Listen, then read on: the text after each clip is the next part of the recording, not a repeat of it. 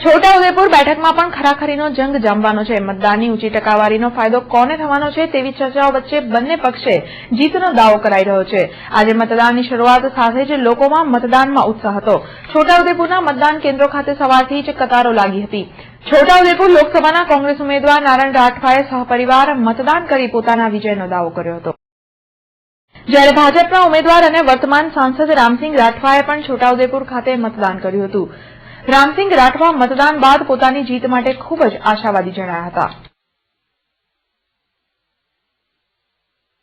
છોટાઉદેપુરના collector જેનુ દેવને પણ પોતાના મતાધિકારનો ઉપયોગ કર્યો હતો।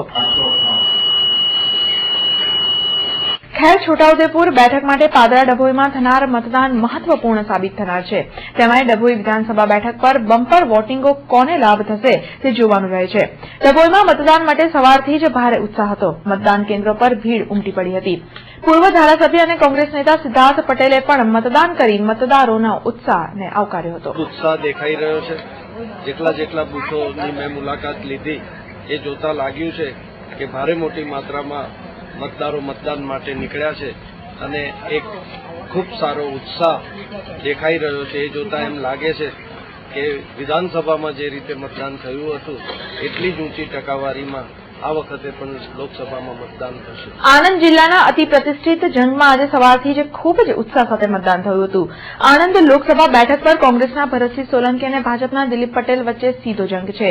આણંદના આજે આણંદ મતદાનમાં અનેરો ઉત્સાહ હતો। કોંગ્રેસ ઉમેદવાર ભરતસિંહ સોલંકીએ બોરસદના બેદરડી ગામે મતદાન કરી પોતાની જીતનો વિશ્વાસ વ્યક્ત કર્યો હતો। भारतीय जनता पार्टी के नेता, प्रधानमंत्री के उम्मीदवार गुजरात में बहुत घूमे, आनंद में भी आए। आनंद और खेड़ा दोनों सीटों के लिए उन्होंने मीटिंग भी ली, लेकिन सबको पता है कि उनकी मीटिंग का फ्लॉप शो हो गया।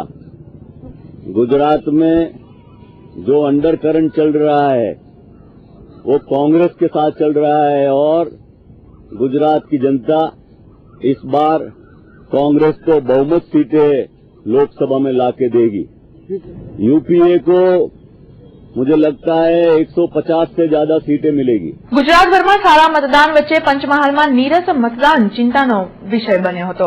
ગોધરા સહિત પંચમહાલમાં લોખંડી પોલીસ બંદોબસ્ત વચ્ચે મતદાન શરૂ થયું હતું। જોકે ગોધરા શહેરના કેટલાક મતદાન મથકો પર મતદારોની નીરસ અને પાકી હાજરી હતી।